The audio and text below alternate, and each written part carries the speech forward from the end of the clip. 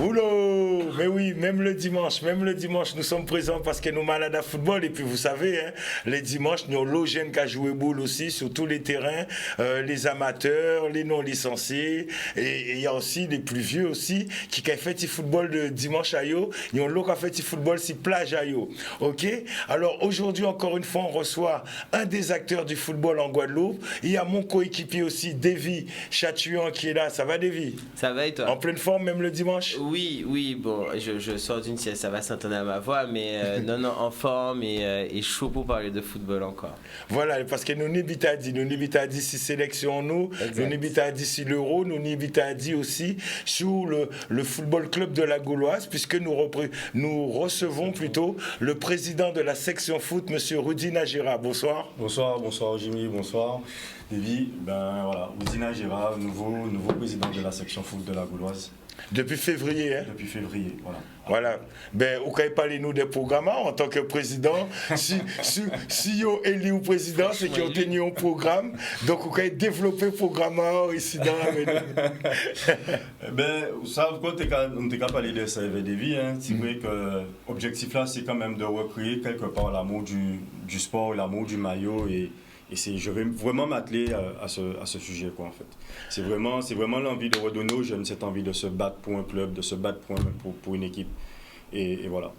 Alors ceux qui nous ont montré qu'ils avaient l'amour du maillot, qu'ils ont goumé pour maillot là, qu'ils avaient l'âme, la solidarité, ils étaient ensemble, ils ont goumé, c'est les Guada Boys qui ont battu les Bahamas 2-0 et ils ont dû le montrer tout de suite qu'ils étaient prêts à affronter les Bahaméens dès la 47e seconde parce qu'il y a monsieur Johan Turamulien qui a fait 2 doubles parades extraordinaires qui ont permis justement de maintenir l'équipe tout de suite. Exact. Parce qu'on ne sait pas comment après se serait déroulé le match. Et c'est là qu'il faut faire vraiment un arrêt sur image. C'est le cas de le dire sur les deux parades de Johan Turamulien qui est avec nous au téléphone ce soir. Bonsoir Johan, qui genre ou bien Bougamouin? Oui, bonsoir tout le monde. Oui, là, tranquillement. Alors Johan, effectivement, on disait ça, hein. On disait que dès le début du match, il fallait être prêt et tu as sorti exactement l'arrêt qu'il fallait. Ben, comme je l'ai dit hier après le match, oui, il fallait être prêt. Tant mieux pour moi, tant mieux pour l'équipe, parce que c'est vrai que le match aurait pris, je pense, une toute autre envergure, on va dire. Mais bon, voilà, tant mieux. J'ai pu permettre à l'équipe de rester dedans. Donc c'est entre guillemets, c'est mon boulot aussi. Donc tant mieux. On est bien content. Ah, ça, vous t'avez dit, moi, c'est mon boulot. C'est ça, tout gardien qui a dit. N'empêche que c'est mon boulot, mais les Oka font erreur. Ils ont arrêté longtemps, c'est ça, mais les Oka fait des belles parades qu'on fait là et qui déterminantes. Si c'est un championnat, ils t'ont dit, ça, c'est une parade à 3 points.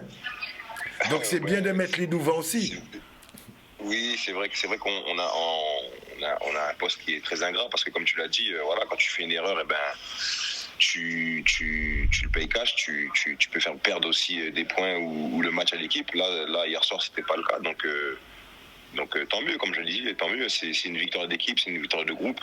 Donc la première étape a été franchie. Maintenant, il faut vite se remobiliser sur le match de mardi, quoi, parce que c'est un tout autre match qui va nous attendre. Et hier soir, on a regardé avec les gars le match de Guatemala-Guyana et je peux te dire que ça va être un match, à mon avis, de très haut niveau. Ouais. Alors justement, avant de basculer sur le match de demain, comment as-tu trouvé la prestation de tes coéquipiers, de toute l'équipe de la Guadeloupe hier? Eh bien, très, très sincèrement, je pense qu'on avait mis un plan en place et finalement, on n'a pas très bien débuté malheureusement ce match.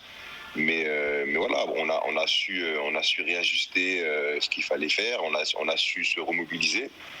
Et après, comme vous avez pu le voir aussi en seconde période, on a pu ouvrir le score et c'est ce qui nous a fait du bien aussi parce que voilà, comme je te l'avais dit sur le plateau la dernière fois, sur le papier, certes, les Bahamas étaient à notre portée, mais tu l'as bien vu hier soir que finalement, au bout de 40 secondes, tu peux te rendre le match, on va dire, plus difficile. Donc Donc le match n'est pas joué d'avance, hein, tu vois, même contre n'importe quelle équipe. Maintenant, ce qu'il faut se dire, c'est de bien commencer les rencontres parce que ça peut nous mettre en difficulté. Mais voilà, après, je pense qu'on a rempli le contrat. Le contrat, c'était de passer. On n'a pas pris de but. Donc, on va continuer le travail, tout simplement. Et qui l'état d'esprit à ces bougas? Yo euphorique là ou yo déjà basculé vers le match d'après? Non, très sincèrement, on a basculé rapidement parce qu'on savait que c'était que la première étape, hein, tu vois. Donc s'il y a eu euphorie, ben, ça a été de très très courte durée parce que malgré tout, c'est quand même un match de gagner. Mais là, nous focus en les matchs à Marodida parce que match à Marodida, la Trigret et c'est Messino aussi pour être en plus. Donc, stade de la caille plein. Donc, non, c'est de bonnes rencontres à jouer. Après, franchement, comme je l'ai dit la dernière fois aussi, on est concentré, on est mobilisé, on est serein aussi, mais on reste surtout humble, quoi, tu vois. Ok, alors comme il y a du monde sur le plateau, s'ils veulent te poser une question, je vais relayer leurs questions. On a par exemple le président de la section foot, on a Davy aussi, tu voudrais... Alors, pas forcément une question à Yohan, mais simplement le féliciter déjà, parce que c'est exceptionnel d'être à 47 secondes aussi aux aguets, je dirais. Tu entends, Yohan? Oui, j'entends un peu, oui. Ok, ben parce qu'en fait, effectivement, hein, durant les premières minutes, souvent, c'est le temps de prendre ses marques. Là, t'as pas le temps, t'as une double parade à faire, faut être solide sur tes appuis, revenir dans le jeu pour faire le deuxième arrêt. Donc, ça prouve que les joueurs professionnels viennent en sélection concentrée et viennent pour suer dès la première seconde jusqu'à la dernière. Donc, félicitations encore et continuez de nous rendre fiers comme ça, c'est parfait. Tu as entendu? Oui, écoute, Mister, merci beaucoup, hein, je te remercie, ça fait plaisir. On va continuer à travailler, tout simplement, comme je te l'ai dit, hein, c'est de bonne augure pour la suite, malgré tout, tu vois. Mais voilà, on reste focus sur l'objectif, hein, donc merci, on sait que les Guadeloupéens et les Guadeloupéennes sont derrière nous, on sait que les autres aussi sont derrière nous, donc ça a fait nous plaisir. Et j'ai envie de te dire, comme on le dit tous, on va mouiller le maillot et puis après on verra bien ce qui va se passer. Eh bien, on te remercie, Yohan. Vraiment merci pour cet entretien. Et puis, j'espère dans les jours à venir avoir notre capitaine, le capitaine de la sélection, au téléphone dans l'émission Rouleau. Donc, c'est un petit message que je t'adresse. Ok, si on pouvait avoir quelques mots de notre capitaine, ce serait bien aussi, je pense que... Le message est bien reçu et je le transmettrai, t'inquiète pas. Ça marche, nous carrément en contact, Bougamouane. Merci mon frère, encore merci pour ta disponibilité. Avec plaisir, Rouleau. Rouleau. Yes, voilà. Bonne soirée à vous, bonne soirée et bonne émission. Merci mon frère, cool. Yes, ok. Voilà, c'est ça, hein, chers amis. Voilà, c'est nos Guada Boys qui ont en mission. Et réaction, Rudy, déjà par rapport à la victoire des Guada Boys et par rapport aux propos de Yohan. Eh ben, déjà très fier de notre sélection. C'est vrai que hier devant la télé, eh ben, on a tous vibré, hein, surtout après ce double arrêt de Yohan. Là, comme il a dit, hein, c'est juste une page de tournée. Il faut se projeter vers le prochain match et voilà. Et en espérant qu'il nous fasse vibrer encore contre le Guatemala et qu'on puisse vibrer aussi dans la Gold Cup, quoi. Et juste, on parle de recréer le rêve des jeunes footballeurs, de pouvoir, etc. Le fait que la sélection ait de bons résultats et un bon jeu et de bonne presse permettra de provoquer ça chez les jeunes et de nouveaux passionnés. Alors, vous entendez le téléphone sonner de nouveau? Mais oui, on bascule, hein, c'est interactif. Voilà. Alors, bien bonsoir mon frère, ou bien Régis? C'est bon? Oui, tranquillement. Attends, le temps d'expliquer aux téléspectateurs ce qui se passe parce qu'on crie et on répond tout de suite. Et Yann aussi qui à la réalisation, il va pouvoir montrer ta photo. Alors, chers téléspectateurs, ça sont 6 potas Guada Boys qui étaient au match hier. Et oui, c'est monsieur Régis Lolo. Montrez l'image tranquillement, Yann. Régis Lolo qui était justement au match à Fort Lauderdale avec, voilà, Minou Kavoye qui apparaît, son vrai patriote guadeloupéen, longtemps installé aussi en Floride. Alors Régis, expliquez-nous qui j'en s'était hier. Eh ben, Jimmy, ça t'est belle mail. Déjà, on croit que vous en moi là. Excusez-moi pour vous en moi. En général, on voit sexy, mais là, on peut voir en moi. Donc, nous supporter même. Et ça t'est belle. Ça t'est belle même. Faut que nous te venir pour les Guadaboy en force. Donc, nous venons en force. Nous partons nombreux, mais nous venons en force. Et yo, tu vois, ils ont fait des autres. Guylaine dit nous ont fait des autres tout bonnement. Nous fait des ordres, Jimmy. Et pour dire, peut-être nous en douzaine, hein, pas plus, hein, mais nous limitons différents stadiums là. Déjà, là, on voit le drapeau Guadeloupe là, il ne pas comprendre. Alors, le monde ne va pas comprendre. Et ça c'est important le fait que justement la sélection qui vient comme ça, vous en tant que Guadeloupéen qui vivent en bas là, quand vous ressentez exactement enfin pas dire les mots que pour dire, mais quand vous ressentez exactement. Ah, mon frère, c'était une fierté, hein. Nous étions fiers même, hein. Et en plus pour dire nous étions venus avec des grands drapeaux, je pense ça c'est nous. Comme Guylaine avait dit, nous tenions des grands drapeaux Guadeloupe même, je pense ça sur nous. Et on était pour venir avec contrebasse, malheureusement, laisser ça encore favorite là, parce que je n'ai pas laissé nous entrer avec ces bitins là ça. Mais sinon, ça était belle. Moi, on va dire un bel bravo, ou l'eau pour la Guadeloupe, parce que nous venons supporter une nation Guadeloupe. Ça était belle même. Et Jean-Laurent dit, vous venez supporter Nation Guadeloupe, ça veut dire que c'est important. Le fait que ces joueurs-là viennent check zot aussi après match là, ça aussi, ça montre une belle fraternité, ça fait un plaisir. Ça fait un plaisir, ça fait nous plaisir tout bonnement, même parce que vous n'êtes pas obligé de faire ça. Nous baillons force là et vous venez nous force là. C'est ça qui est bien. Ensemble, ça t'est bien. Ça t'est bien même. Ça t'en force même. Pour dire, nous sommes peut-être en douzaine, mais nous limitons différents stadiums là. Okay. Et ils ont ressenti ça. Et après, ils viennent nous force ça t'est bien même. Prochain match là? Merci aux Guada Boys. Et prochain match là? Prochain là, oui, bien sûr, of course.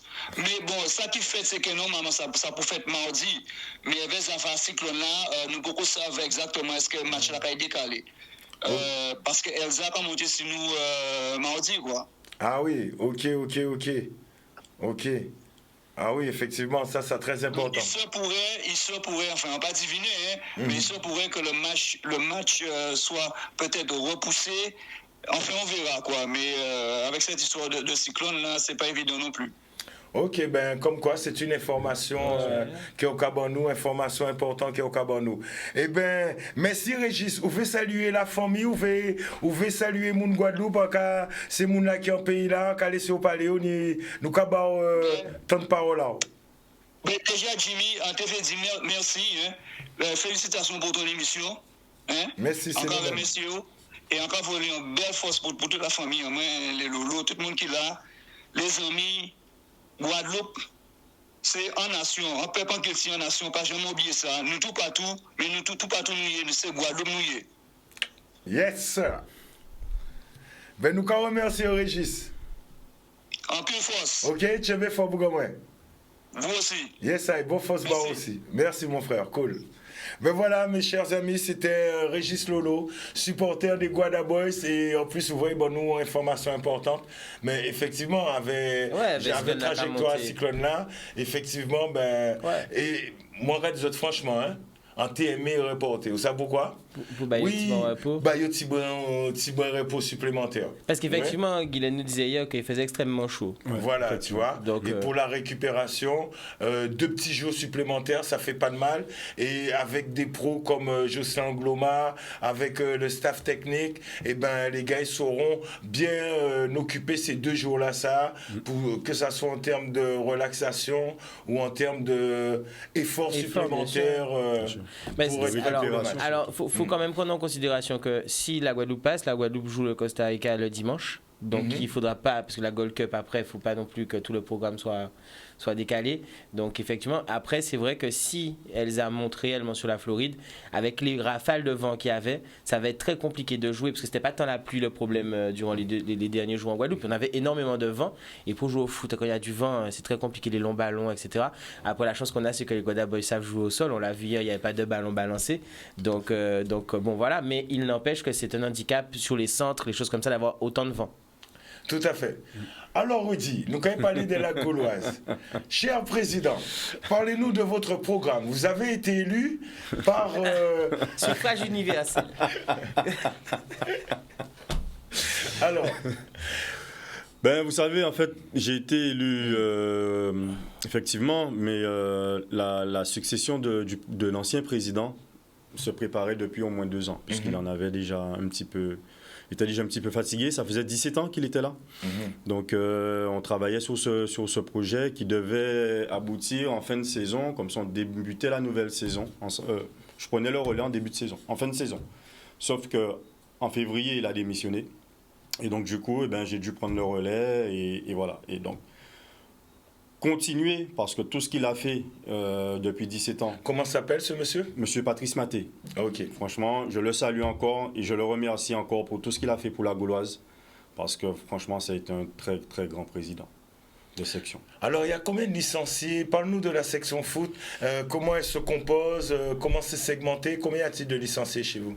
Donc, on a environ 224 licenciés, si je ne me trompe pas, à quelques chiffres près. Des U4 aux seniors, bien entendu. On essaye d'avoir des éducateurs diplômés, comme pour apprendre aux gamins de la base, quelque part, pour bien évoluer. C'est vrai qu'à la Gauloise, on fait face à un problème qui est majeur, c'est manque d'infrastructure, on en parlait. Sur la Basse-Terre? Donc sur la Basse-Terre, on a le stade de Rivière-des-Pères qui est fermé depuis 3 ans. C'est pas un problème de Basse-Terre, hein. C'est un problème global en Guadeloupe actuellement. Oui, bien sûr, bien sûr. C'est global. Et c'est vrai que c'est quelque part pour que les gamins puissent évoluer dans de bonnes conditions, c'est un budget. Et malheureusement, parfois, le budget, il fait défaut. Mais comment vous expliquez, comment on peut expliquer justement ces problèmes d'infrastructure alors que nous savons très bien que la jeunesse a besoin d'avoir de bonnes infrastructures pour évoluer et que nos politiques, ils parlent tout le temps de la jeunesse, ils disent qu'ils veulent justement faire évoluer cette jeunesse guadeloupéenne, mais cette jeunesse, elle est tout le temps confrontée à de manque d'infrastructures. C'est un peu paradoxal. Comment expliquez-vous ça? Sincèrement, je ne saurais le dire. Je ne saurais vraiment le dire. C'est vrai qu'on a eu une réunion dernièrement avec le maire de Basse-Terre, M. Attala, pour la réouverture de Rivière-des-Pères déjà, parce que c'est vrai que pour nos clubs de Basse-Terre, être délocalisés sur Vieux Habitants, ou Bouillante ou Cap-Esther, c'est vrai que c'est pas... On peut plus, surtout avec la période Covid, financièrement aussi, il n'y a plus de rentrée d'argent, ça nous fait des frais en plus, effectivement, donc c'est compliqué pour nous. Mais j'ai entendu même qu'il y a le club de Baïf, à un moment donné, jouait au CSM, jouait au Moule, si je ne dis pas de bêtises, parce qu'il y avait des horaires compliqués pour que toutes les équipes jouent dans les mêmes stades, et on les avait délocalisés au Moule, si je ne dis pas de bêtises, ou c'est Gourbert, je ne sais plus. Mais je trouvais ça quand même assez fort que des supporters de Gourbert aient allé jusqu'au Moule pour supporter leur équipe. Mais ne serait-ce que les joueurs pour y jouer, c'est compliqué. Ils raident, hein? Donc en fait, on n'a jamais l'impression de jouer à domicile, quelque part. C'est ça, exactement. Voilà, on est toujours en déplacement, donc voilà, donc c'est compliqué. C'est plus de frais pour le club, c'est plus, ça demande plus de personnes aussi qui doivent se déplacer, plus de bénévoles, plus de moyens que vous n'avez pas. En fait, ça nous demande plus de dépenses. Et moins de rentrée d'argent. C'est ça. Voilà. Donc, et comme ça sera à un moment donné, on pourra plus suivre, quoi. Moi de mon point de vue, aujourd'hui, les politiques ou quoi, j'entends, hein, c'est vrai. Bon, mais après, il y a des moyens qui ont été mis ou quoi. Après, c'est aussi qu'est-ce que nous on fait des infrastructures qui nous sont données et puis quel modèle économique on a derrière. Aujourd'hui, on sait très bien que le monde est régi par l'argent. C'est comme ça. Il faut que les clubs puissent avoir des partenaires, des sponsors, des choses comme ça. Il n'y a pas de droit TV encore, il n'y a pas tout ça. Donc c'est très compliqué aujourd'hui pour un club d'aller chercher des revenus annexes sans compter sur les collectivités. Mais les collectivités aujourd'hui, elles ne peuvent pas forcément alimenter comme ça des puits sans fond, je dirais. Donc c'est vrai que bon, c'est tout un problème, mais c'est toute une filière à organiser. Aujourd'hui, on parle d'organisation réelle pour après ne plus avoir besoin forcément des collectivités en termes de cash, mais que le stade rempli puisse permettre déjà de payer des choses, que les maillots vendus. C'est comme ça qu'un club de foot fonctionne. Hein. Place dans le stade et maillots de foot vendus. Et c'est comme ça qu'on paye les joueurs. Quand on parle de Neymar à 40 millions par an, oui, effectivement, mais parce que Neymar vend pour 30 millions de maillots. Si en Guadeloupe, on vendait ne serait-ce que pour, je sais pas moi, 50 000 euros de maillots par club, les clubs, ils auraient eu des moyens pour faire d'autres choses. Donc après, c'est tout un écosystème à créer autour du foot en Guadeloupe, ou du sport en général. C'est pas seulement le foot. Hein. Alors, comment va, parce que ça tourne déjà, c'est bientôt l'heure de la pub, comment alors comptez-vous faire évoluer justement après les 17 ans du prédécesseur? Donc, c'est quoi la nouvelle énergie que tu veux mettre en place? J'ai surtout... Alors, j'ai nommé comme directeur sportif M. Roger Salneau, donc qui n'est plus à présenter dans le football guadeloupéen. Suite à la démission de l'ancien entraîneur des seniors, on a recruté M. Dominique Moka aussi. Donc... Salut. Quelqu'un contre qui je prenais plaisir à jouer. Donc voilà, c'est vrai qu'on essaye j'ai pas envie de dire restructurer, mais d'améliorer ce qui était déjà en place et de manière à continuer la progression des gamins et des seniors aussi, que tout le monde y trouve son compte pour pouvoir évoluer le plus sereinement possible. En fait. Mais en tout cas, les gamins qui viennent chez vous et les parents qui mettent les gamins chez vous, ce sont des gens qui sont motivés, qui ont envie de faire des choses positives. Qui sont motivés, qui sont satisfaits, donc voilà. Donc c'est vrai que on a une écoute particulière justement sur ça, sur la satisfaction des parents, la satisfaction des joueurs, des éducateurs, des dirigeants. J'estime qu'on est dans un monde amateur, il y a beaucoup de bénévolat, donc il faut que chacun y trouve son compte. Donc voilà. Ok, merci. Bon, chers amis, nous pouvons parler de l'euro, nous allons parler juste après de l'euro, mais pour l'instant, c'est la pub, nous allons retrouver nous juste après. Nous sommes de retour, deuxième mi-temps rouleau, et là nous allons parler de l'euro, et il y a un petit programme qui a été concocté par notre ami Davy, puisque Davy on l'a mis au travail, hein, c'est le coéquipier, on l'a mis au travail, alors Davy, il a décidé de nous parler de ses tops, de ses flops, des équipes qu'il a bien aimées durant l'euro, des équipes qu'il a moins bien aimées, des joueurs qu'il a bien aimés et moins bien aimés, et Rudy, toi aussi tu nous diras si tu es d'accord avec lui, si au contraire tu complètes ou si pas du tout, au contraire, ou s'il y a d'autres joueurs que tu aimerais mettre en valeur. Ok. Et je vous rappelle, chers téléspectateurs, qu'à la fin de l'émission, vous pourrez gagner un jeu grâce à notre sponsor, le spécialiste. Donc c'est l'Euro Quiz tout à l'heure. Et préparez les autres questions là. Assez facile, tranquillement, vous en pouvez gagner. Ok. Donc, alors, une des équipes dont tu as voulu nous parler, déjà on rappelle, hein, les 4 dernières équipes demi-finalistes. Donc, nous avons... Le Danemark, voilà. L'Angleterre, l'Italie et l'Espagne. Voilà. Et donc, parmi ces équipes, on va faire un petit focus en premier sur l'Italie. Et alors, en top. L'Italie, alors dis-nous pourquoi tu as choisi l'Italie comme top parmi tes équipes top de l'Euro. Depuis le début de l'Euro, je pense que l'Italie a été flamboyante. C'est l'équipe la plus impressionnante. Elle n'a pas eu de démarrage. Elle a été en mode voiture électrique. Elle a démarré tout de suite et elle était chouette déjà. On voit que ça continue. On n'a pas l'impression que le niveau baisse. Les joueurs sont très concernés. Moi, je vois une équipe, en fait. Et c'est ce que j'explique à chaque fois, c'est qu'à partir du moment où tu es dans une équipe avec des individualités aussi fortes, tu arrives à France 2018, c'est-à-dire que peu importe ce qui t'arrive, tu vas revenir et tu vas gagner. Et c'est ce que je ressens sur l'Italie aujourd'hui. Immobilier Insigne qui était... effectivement, tu l'as dit aussi, 32 matchs sans défaite, c'est énorme, c'est hugissime, mais c'est vrai que Insigne, Immobilier, ce n'est pas des joueurs qui éclatent durant l'année, mais qui font leur travail. Tout à fait. Et là, en équipe d'Italie, là, on voit des gars qui éclatent, et c'est pas pareil.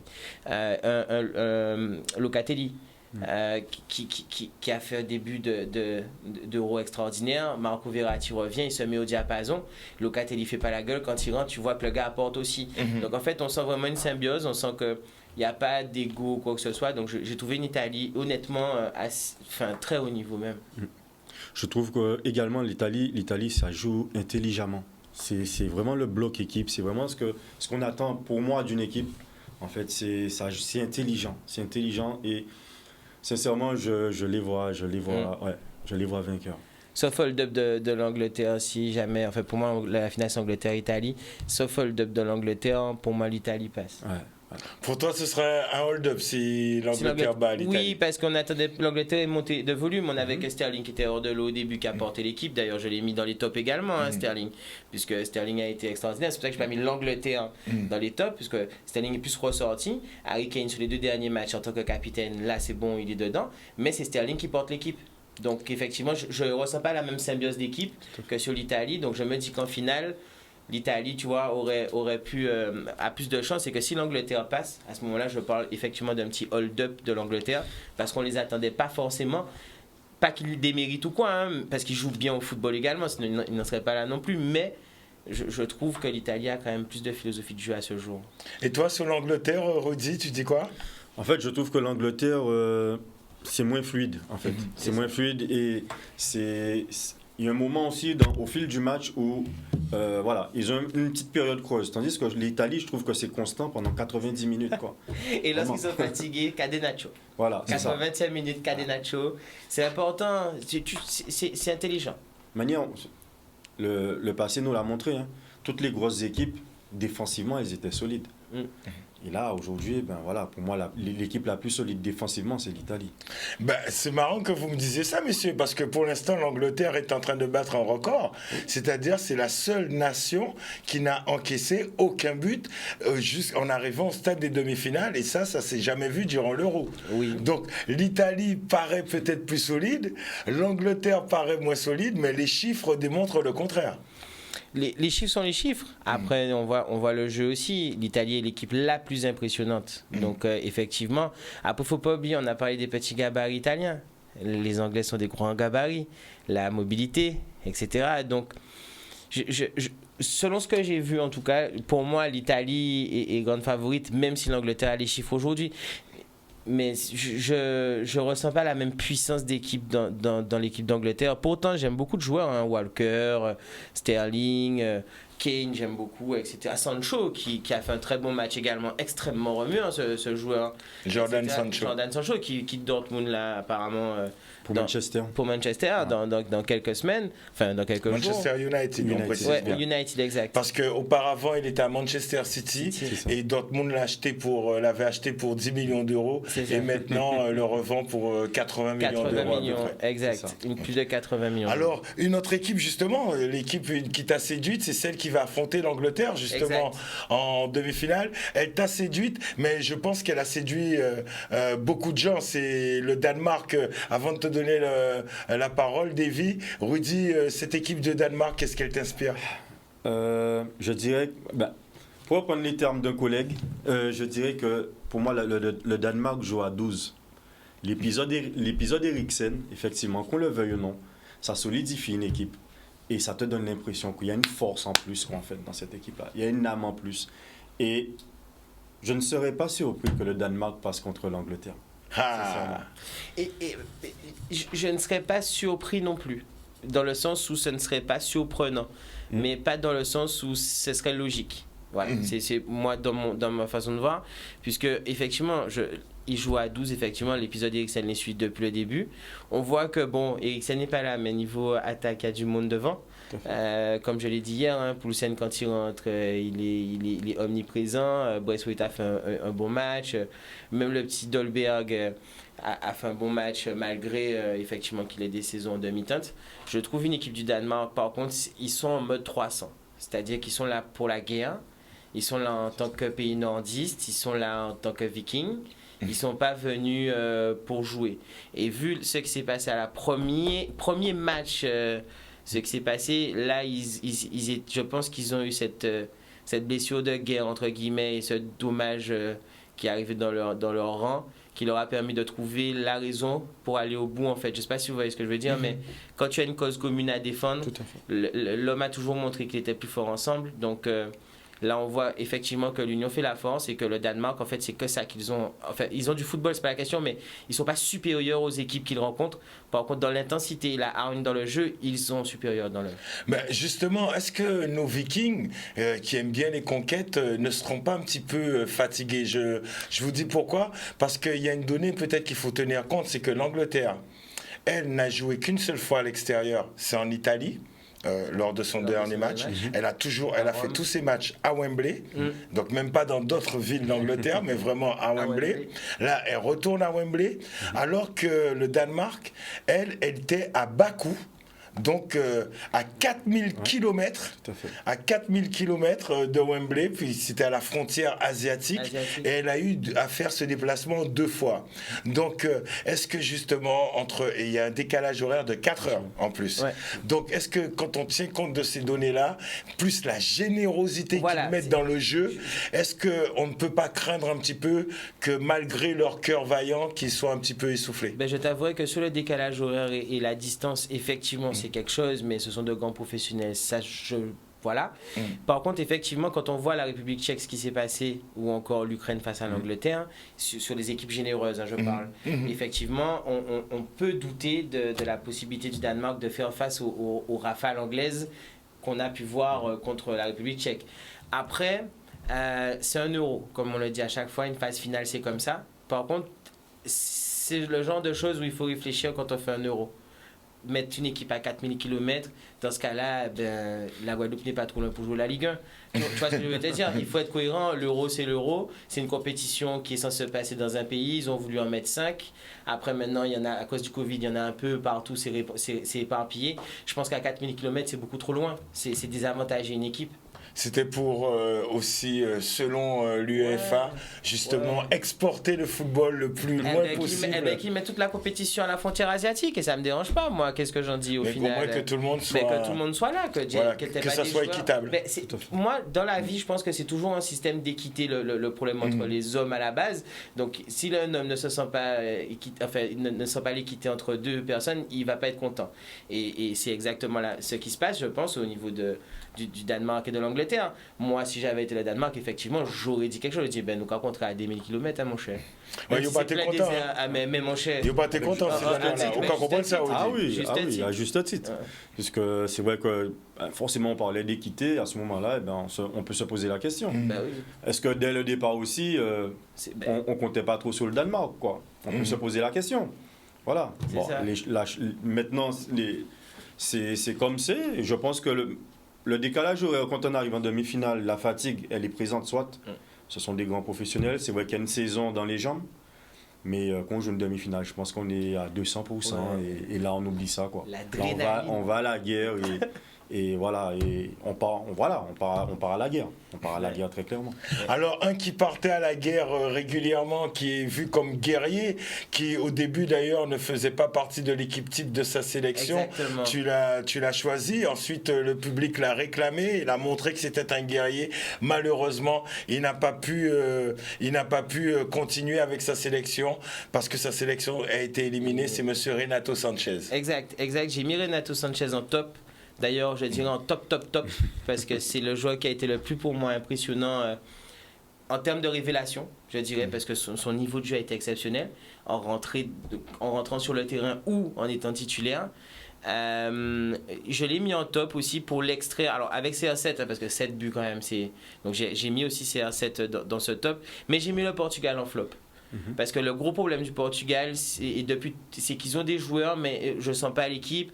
Tu me mets un Renato Sanchez, mais tu me mets un João Moutinho. Enfin, je trouvais pas mal d'incohérences dans cette équipe. Et puis, je pense aussi qu'ils ont besoin de renouveau.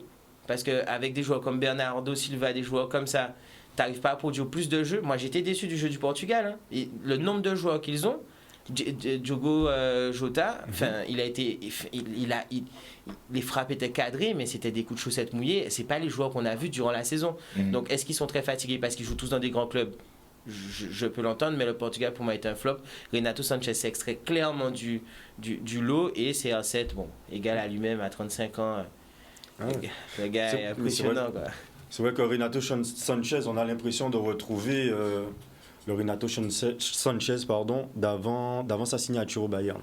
Vraiment quand il a été révélé. Exact. Et c'est vrai que même la saison en Ligue 1, il a été vraiment magnifique à avoir joué. Vraiment. Justement, une transition toute trouvée, parce que du coup j'ai préparé un petit peu de transfert aussi. Mais du coup, comme j'allais parler de Renato Sanchez dans les transferts, j'en parle rapidement. Il est pressenti à l'AS Roma pour l'instant. club. Avec Mourinho. Avec Mourinho, exact. José Mourinho est arrivé, José Mourinho le voudrait. On se souvient que José Mourinho, c'est quelqu'un qui aime les milieux très physiques et denses, parce que c'est son milieu de terrain qui fait son jeu, à l'instar de Makelele ou de Michael Essien à l'époque à Chelsea. Donc voilà. Donc du coup, Renato Sanchez sera peut-être sera peut-être à l'AS Roma l'année prochaine avec José Mourinho. Voilà.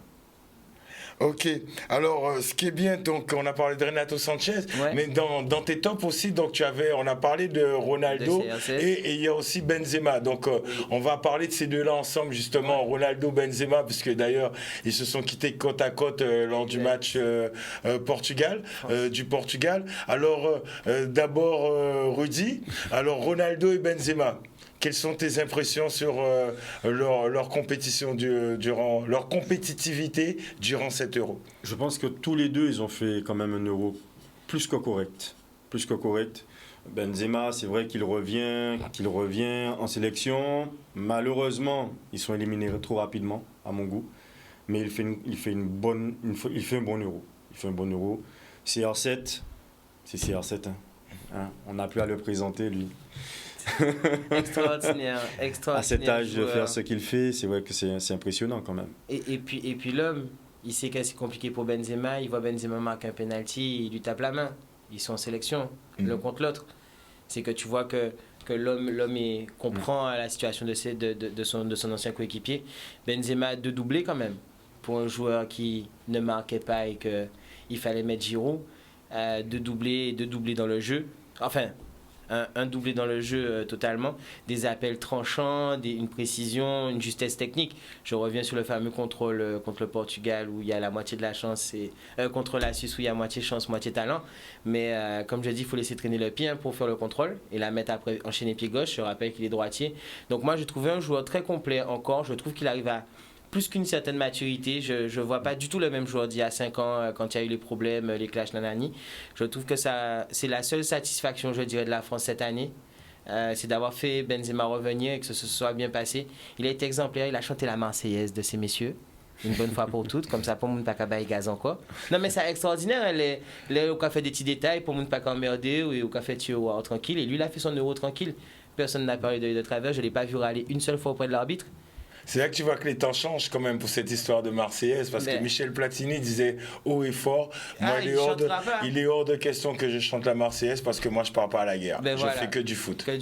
Et personne ne lui disait rien et à son époque. Et maintenant, joueur de l'équipe de France, si tu murmures pas ou tu bouges pas les lèvres, faire semblant ou quoi que ce soit, tu as un procès. C'est extraordinaire. Tu as un procès, c'est quand même dingue ça. C'est fou.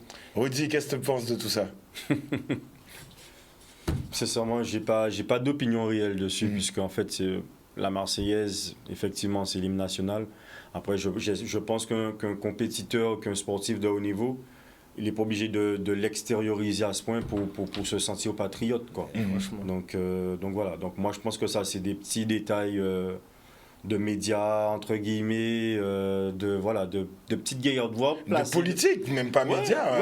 Oui, en fait, je dis médias, mais c'est surtout... C'est vraiment politique, c'est une histoire politique en France. Non, mais c'est des bitins à Rassemblement National City Buzz. C'est pas des bitins à moun sérieux. C'est des moun qui ont déplacé ce problème-là et les vrais sujets de la société. Oui, non, c'est ça. Mais exactement. Oui, mais c'est là qu'on voit quand même que idéologie là, ça prend petit à petit, parce que dans les années 70, 80, 90, tout le monde s'en fichait que tu chantes ou pas la Marseillaise. C'est-à-dire qu'un joueur de l'équipe de France pouvait chanter la Marseillaise à plein poumon et l'autre d'à côté ne pas chanter, ça ne dérangeait personne. Et petit à petit, une certaine idéologie est arrivée et cette idéologie a pris le pas. À défaut de prendre le pouvoir, mais en tout cas a pris le pas idéologiquement, et ce qui force à tous les jeunes maintenant, on te dit, dans tous les centres de formation, dans leur chambre d'école, dans leur chambre il y a la Marseillaise, les paroles de la Marseillaise, ils doivent l'apprendre et tout. Mais moi, je suis pas contre hein, l'idée de dire qu'il y a des chants pour justement le côté communautaire dont on parle, pour aller ensemble, se sentir ensemble. On a nos chants en Guadeloupe pour nous sentir ensemble. Oui, non, c'est pas être contre le chant, mais c'est de laisser la liberté de chanter ou de ne pas chanter. C'est là-dessus. C'est pas contre la Marseillaise, c'est vraiment la liberté de le faire ou de ne pas le faire. Mais ce que j'allais te dire, c'est que pour moi, c'est même pas une question de l'idée a fait du chemin, c'est qu'en fait, c'est juste ces gens-là parlent plus fort. Mais aujourd'hui, on voit très bien que on n'a pas ce genre de problème, entre guillemets, nous les lambda. Nous, on s'en fout. S'il n'y a que les gens qui se disent nos représentants nationaux qui parlent.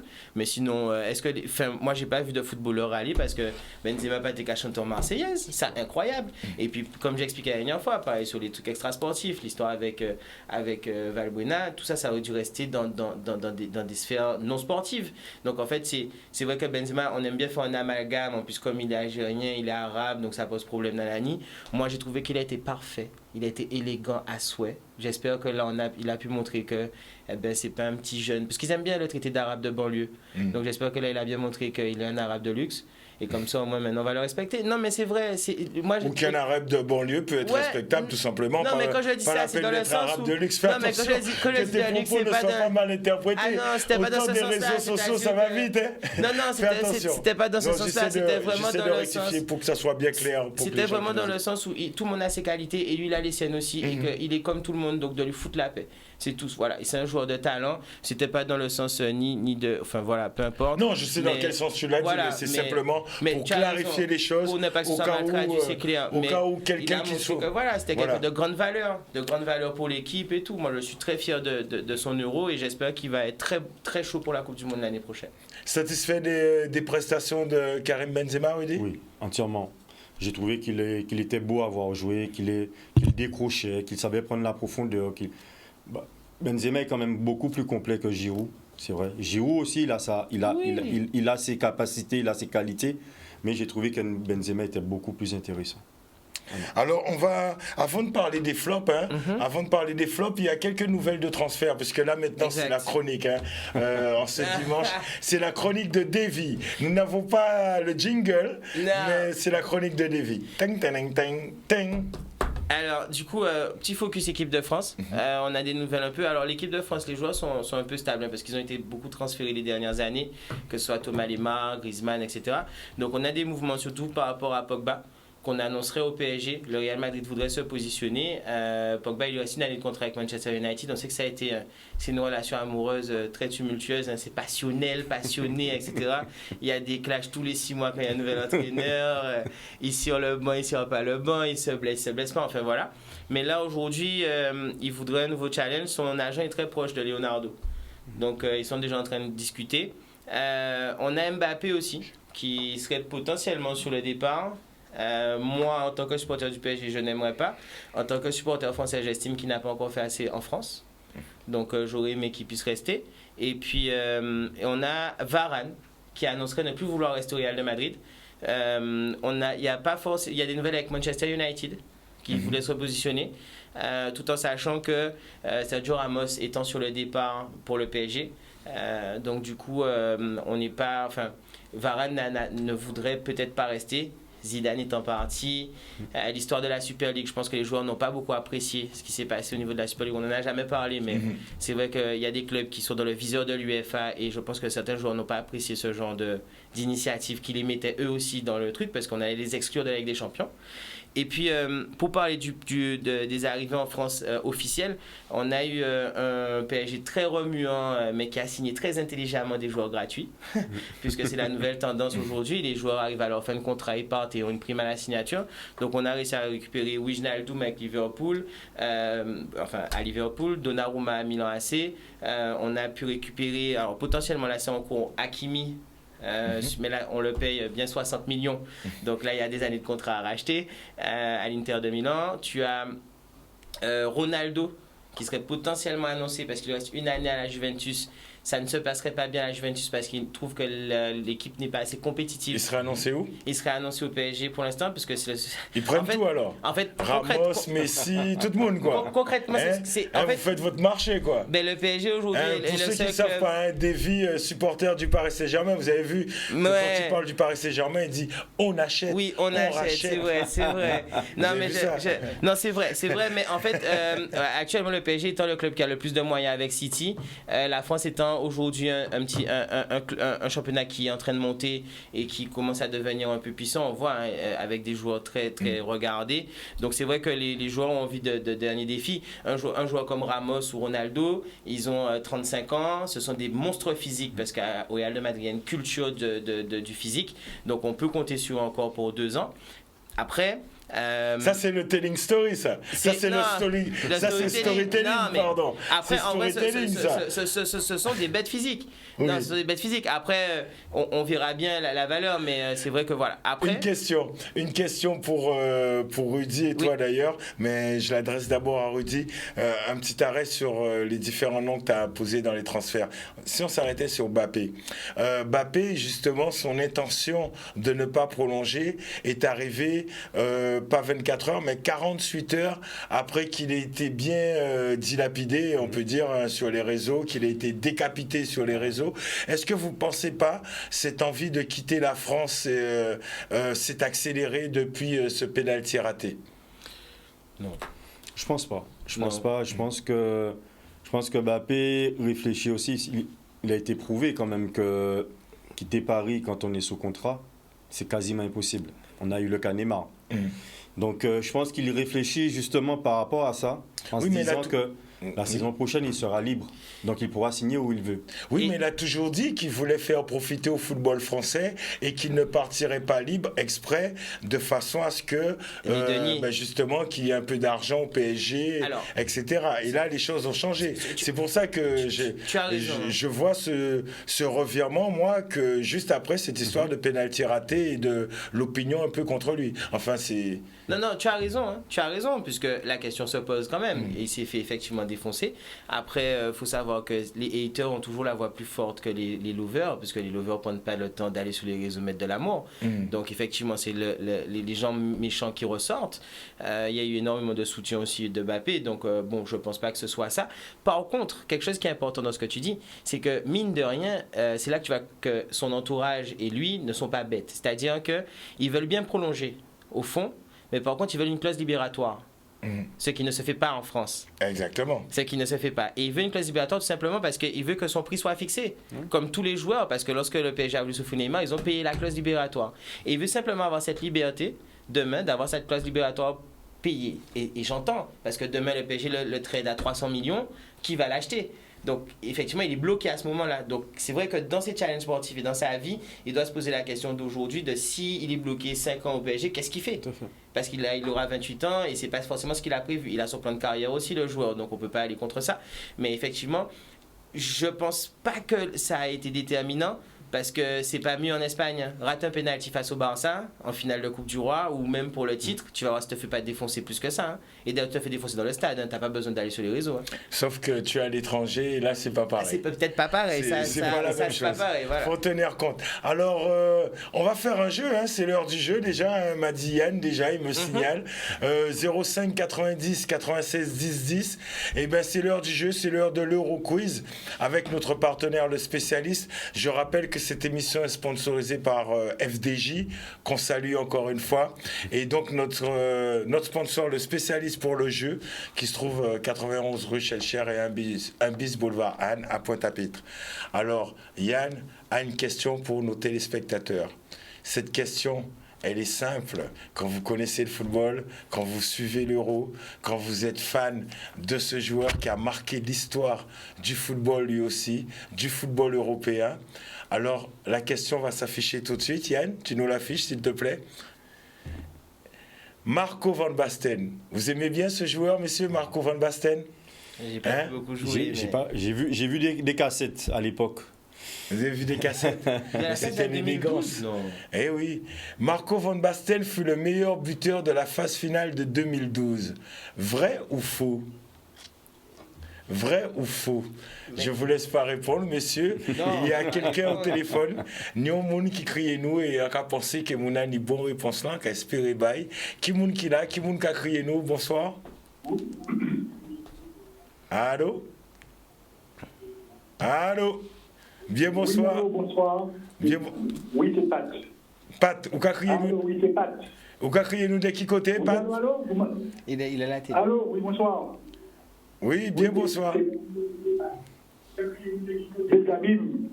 Ok, mais sous BCTD là, parce que du coup... Des abîmes. Oui, mais BCTD là, parce que ça a fait l'arsène, ça a fait écho, et du coup, communication là difficile. Comptez-moi bien là. Oui, merci. Oui, eh bien bon là. Oui, alors, Soupé, dis-nous, la réponse, c'est vrai ou c'est faux? Ah ben pour moi c'est faux. Pourquoi c'est faux? Parce que Bonne-Vassène déjà arrêté à l'époque. À 88, il gagnait Coupe d'Europe en 88. Eh, très bonne réponse, cher ami. Bien joué, C'est Pat. spécialiste là. Au top. Au top. Quand on connaît ça, football. Spécialiste. Oui, enfin, oui, football. Ah, vous jouez football, si on connaît ça, football. Van Basten, parce que j'ai fait exprès, ce serait facile de mettre les nouvelles générations. Oui, bien sûr. Mais à travers le jeu, c'est une façon aussi de rappeler qu'ils ont des joueurs qui ont marqué leur époque. Van Basten, c'est ton joueur qui a été bien aimé, Bougamouin? On l'eau même avec Ronald Koeman et Gullit et Richard. Ah, Eh oui. le fameux trio magique. Les fameux trio magiques. Là, c'est très bien. Ah ouais. Richard Gullit, Van Basten, qui ont fait, Voilà. ils ont fait les beaux jours du Milan AC. Bonne dans les buts. Eh, yes, ah. Ah ouais, ah Dieu ça vous qui connaissez. Attention. Et comment nous date? Non, au top. Eh bien, bravo. Bravo, Pat. Eh ben super. Eh ben, nous, C'était mon équipe à l'époque. Hein. Eh ben ça Oui, s'entend. tout à fait. Hein. Avec Van Tichelen. Ah, ben oui, ok. Bon, ben c'est eux qui t'es sélectionné là. En fin de compte, on a crié sélectionné à la Hollande de 1988. Tout à fait. En partie ça vite en retraite en Guadeloupe. Ah ben oui. Ouais. La Guadeloupe tellement bête qu'elle est sélectionnée à la Hollande, t'es obligé de venir en retraite à Yakazono. Encore plus d'évoluer là. C'est un but idéal. Hein. Ah là là, Ah oui. non, ça c'est un but Voilà. d'anthologie. Oui. C'est Van Tichelen. Ah, ah. Non, mais tu vois, ça comme il y a une autre question, hein, pas là, mais demain ou ouais, je pense que c'est demain d'ailleurs, il y a une autre question si Van Basten et effectivement, en cas il prend temps moins, en cas il fait en sorte qu'elle nous peut diffuser reprise de volée là ça, la fameuse reprise de volée de 1988 et comme il nous reste pas beaucoup de jours, puisque c'est jusqu'à dimanche que nous avons fait émission là. Pourquoi ne pas intégrer un fameux beau geste d'un euro passé? Ah bien sûr, avec plaisir. Et bien voilà, c'est parti. Nouvelle idée, nouvelle rubrique. Au top. Mais Pat, ne quitte pas mon frère, pas quitter. Yann à la technique qui prend coordonnées et ou gagner un bon de 39 € à Calais spécialiste. J'avais pas dit problème. Vous pouvez voyer bonjour, bah, vous voulez profiter. Oui, on va vous bonjour à toute la famille, hein, tous les footballeurs de Guadeloupe et surtout la sélection, et surtout à Jocelyn Global. Yes. Fausse. Eh bien, ça a fait un plaisir parce que, vous savez, il dit pour la famille, pour tous les footballeurs de Guadeloupe. Et ça, c'est belle parce que tous les footballeurs de Guadeloupe, nous sommes seule famille. On sait le grand famille, on a toujours qu'à dire ça. Qui ça qui a fait souhait, qui ça qui est licencié. N'est-ce pas, monsieur Rudy? Ah, tout à fait. Tout à fait. Parce que moi-même, en café sur moi les dimanches. Donc, oui, c'est important. On est tous foutus dans l'âme. Alors, avant nous boot, Rudy, on veut que vous parlez encore de la Gauloise. Donc, si on bite à rajouter, est-ce que déjà, la saison quand on prend, les inscriptions, tout ça, c'est quittant. Parlez-nous de la saison à venir. Justement, les inscriptions pour l'école de foot a commencé du moins. La saison pour les seniors commence au mois d'août normalement, puisqu'on est toujours qualifié pour le tour précédent le tour de Coupe de la Guadeloupe de l'année dernière. Donc, je crois que si je ne me trompe pas, c'est vers la mi-août. Voilà. Et, pardon. Et je tiens aussi à féliciter Frédéric Tejou et Casimir Stevenson, nos deux Guada Boys, qui sont actuellement à Miami. Donc je leur passe un petit coucou. et je leur dis que la Gauloise est fière d'eux et voilà. Bon, ben ok, bon, mon numéro a aussi pour nous trapper au téléphone. Pas ni pour Vous problème. connaître, mais oui, pour vous exprimer aussi, tranquillement. Et ben voilà. Hein. Je voulais juste dire un petit mot, parce que du coup, j'ai parlé que du PSG en transfert. Mais je voulais juste Ah bah oui. Ah bah oui. je voulais juste Le dire mec, que on l'OM. lui dit de faire une rubrique. Hein? Non, Parle-nous de tes deux Marseillais. C'est ça que tu veux te rattraper. Non, c'est pas seulement les deux Marseillais, c'est-à-dire que c'est deux Marseillais de qualité. C'est-à-dire que Guendouzi, milieu de terrain d'Arsenal, qui a fait de très bonnes saisons, qui arrive à l'OM, c'est très bien pour l'OM, parce que le milieu de terrain avait des problèmes. Et puis après, Gerson en attaque, le Brésilien qui sort de Flamengo, qui va mettre le feu, je l'espère, au Vélodrome. Et au Parc des Princes aussi? Non, c'est pas possible. Ouais, il veut que vous mettez du fait. Il est au Vélodrome. Non. Pas ni problème, mais d'une manière, la saison, ça va être très clair. Monaco qui est fini champion. Eh ben tant mieux alors. Voilà pourquoi. Non, c'est important, il faut d'être champion. Il faut de la ferveur et de la passion surtout. Et c'est ce que nous partageons dans l'émission Rouleau sur Canal 10 du lundi au dimanche durant tout cet euro. Nous, qu'à 10 autres, rendez-vous demain. Et en attendant, passez une bonne soirée. Vous pouvez rester sur Canal 10 tranquillement. Nous, qu'à voyons belle fausse bazotte. Et nous, qu'à 10 autres, à demain. Nous, qu'à 10 autres, Rouleau.